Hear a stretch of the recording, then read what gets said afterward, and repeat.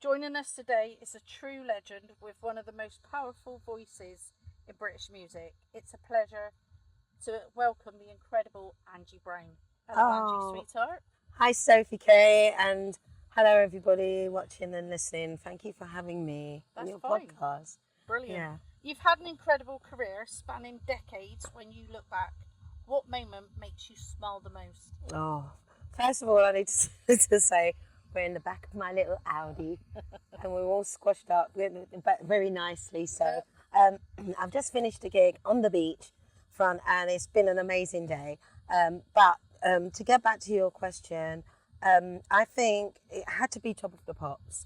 Why? Because it's one of those shows that I've been watching since I was a child, and used to watch Diana Ross and Tom Jones, and then obviously the 80s people came along, and I don't know, Boogie Wonderland, Earth, Wind and Fire, Duran Duran, everybody. I just aspired to it ever since I was a little girl. And I just think I went to drama school from the age of, I think I was 19. So I kind of turned semi-professional when in my early 20s. I was getting singing jobs. But by the time I turned 27, I was getting professional sessions where you just go in the session, put the headphones on, they teach you the song and you sing it. And you deliver it in a really professional way so that it's good enough for a record. Excuse me. That's okay. And so I sang on I'm Gonna Get You. I don't think much that it was going to do anything because it was so repetitive. Yeah. And house music was quite new. It was still a new movement. Anyway, this tune. sorry, I'm just finished singing. I'm all loose here. That's fine. The tune went all the way in to the chart, and it went in at number 17. So it is Top of the Pops, and it was the best moment for me in my career because it was such a big thing. It was watched by, I don't know, 8-10 million people, families. It was family viewing back then. Yeah. We only had about 4 channels, not 100 million channels like we got now, and YouTube and Insta. It was something that everybody watched. Yeah. And God bless my parents, they're not around anymore, but they got to see that. And that is a big thing for us, the Windrush children, post-Windrush children, to actually get on television in England and be singing and be having like some kind of success. And for my mum to get on the phone and giving it, oh yes, Angie. She was on Top of the Pops. It was Oh, bless. it was such a it's a moving moment. It's a big achievement for me. So yeah. Right, your voice has become instantly recognisable. When, I would say, did you first realise that music was your calling? Oh, I think that maybe when I was about 2 or 3, right? Because my mom, right, I used to go to the local Sunday school in Stockwell because I grew up in Brixton. So I went to Stockwell Congregation Church about a mile away from my house. And I remember being quite active in the Sunday school, and my mum used to come, once a month, and I can't remember what they called it, if they called it Palm Sunday or that was the first Sunday of the month anyway. And my mum would be singing big, and her voice would be, she's like, praise the Lord, the King of Heaven. And then I remember thinking, what the hell? Why is she singing so loud? And then she's like, morning has broken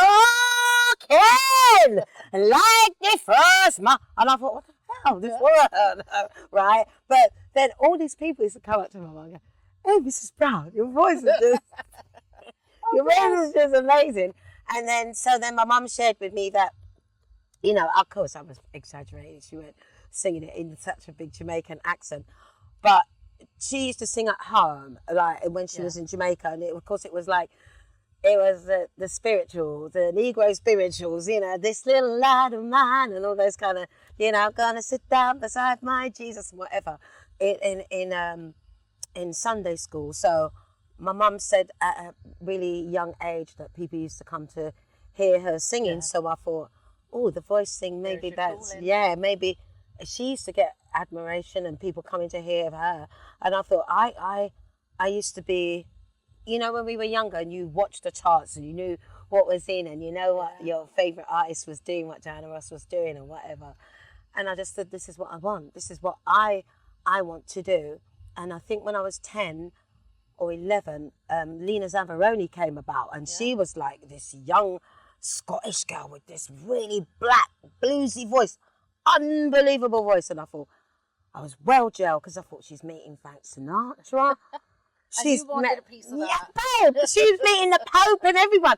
I wanted that. So I guess that I started to dream on from that moment, really, about being a singer in my own right. Now, you've worked with a lot of artists. Is there anyone you would like to collaborate with? Oh, come on. Oh, Bruno Come on. Mars, come on. I love, who wouldn't want to sing with him? And I mean, Stevie Wonder. I've seen Stevie Wonder 3 times at Wembley, and I think I'd love to work with him. He's amazing. And there were, obviously there's other people that I'd like to work with, but they're gone, like Bob Marley, you know, and some of the greats like John Lennon. You think, oh, dude, why not? You want to work with people like that who are so, you know, they've made their mark in the music industry. They were the greats. So you think, yeah. But modern day, I guess it's, Bruno Mars. It is Bruno. Well, if you're listening, Bruno Mars, Angie wants you. Oh, hot, sweaty Angie. Yeah. What's the biggest lesson the music industry has taught you? Do you know what, Sophie K? Get your ducks in a row.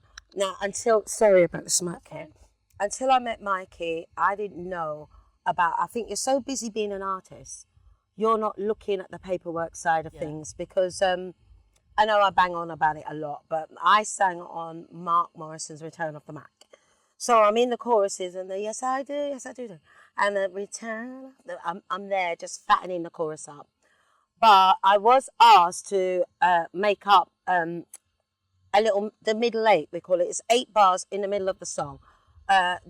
Sometimes they've got a rapper at that point or whatever. Sometimes there's a guitar solo, whatever. But they said, will you just say something? So I went, oh, Mark, what did I say? Stop talking about your big break. I need a real man. Stop bringing me down. Stop bringing me down. And in the video, there is a model. I don't care. I don't mind about that. I know sex sells. But it's not Mark's fault. There's no, allegedly, there's no disclaiming to be done here. Nothing to do with him. He was a new artist.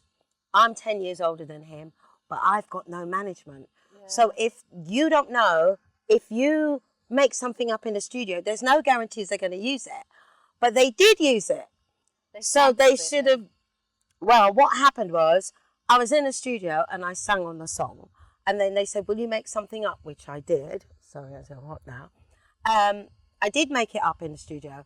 And it's the speaking bit. And then somebody said to me, maybe about 10 years after it had come out as a track, someone said to me, but then you're complicit as a writer. You actually wrote some of that song. And I thought, oh, I did. One of the biggest R&B songs globally in the world. And I thought, I should know about paperwork. The producer of the song, who's now passed away, called Phil Chill, he should have also credited things. So if things are not written down and they're not, like now, a lot of things are digitalized. Now, a record company can't say to you, oh, you only sold 2 million albums around the world. You can see exactly down to the T. You can see where your fans live and you can see what country they're from and their gender. You can actually, with digitalization, it exposes so much more, doesn't it? Yeah. But back then, you don't know. You had to listen to what the record company kind of said to you, and you trusted them. And if they didn't do the accreditation and put it would have been even if it was 2% or 5%, it's not a big deal off anybody's back for a big label that signed it. It's not that. It's just that nobody knew about it because it wasn't clarified. Yeah. So I do wish that I had proper representation back then. See, that then takes me on to my next question. What advice would you give anyone going into the industry now? Well, you know what, as well, like when you're young, when I was young, I had to go to the library to go and get the book out or go and get the BBC record out or try and catch Tina Turner on TV or something. But now you've got everything at your fingertips. You can release your own records. You can be your own person. You can wear many hats. You can do a bit of graphic design with your post. You can you're your own secretary. I mean, your phone is like your office, isn't it? Everything, isn't it? So I think that basically it's so different for young people now. They're much more knowledgeable than my age group were, you know, because I'm letting everyone know I am 63, and I know, people go black don't crack, but I'm 63. So when I sang I'm Gonna Get You, I was 27. So that was 7 years after I left drama school. Yeah. So and plus, like, my voice is classically trained as well. So, you know, when you sit there and you do the exercise and you do the many men, and the and then and eyebrows up and all of that, I've been trained to do that. So basically, there's lots of self-help now. Yeah. There's lots of people online that will teach you that you can film things for yourself. Your phone can do a million things. Apart from make a cup of coffee, your phone can do a million things, can't it? So basically, I think that new artists as well are not as green as we were. We didn't know anything about the music industry. I mean, even naive, I think. Mate, and even when I was with Bizarre Inc., I was featuring Angie Brown. So I know that my voice is crossing their music over from the underground, the club scene, into the commercial charts. Yep. But you just don't. I still never really stood up for myself because I've never, ever, ever, ever received a royalty from the record company. Have you not? Never. So the royalty would have been for the sales in the shops. Like back then, you had all these record shops in every corner of every road. Yeah. So you had, you know, HMV, you had Virgin Megastore, you had Woolies, and it wasn't like the record ain't sold. It sold millions around the world. So I should receive something for the sales of the record. And I've never, ever received anything. Obviously, they're looking after their artists, which is the guys from Bizarre Inc. But with me being a female, being maybe of colour, I don't know. It just feels like gatekeeping, because it wasn't like they were going to push me as an artist in my own right. No, we're going to use your voice, and then we're going to make you feel even worse by never paying you. So that is why I learned to go out live a long time ago, when the nightclubs were there, the big nightclubs in all the top rank, First Leisure, all the big nightclubs, and I, you know, I've made my money back like that.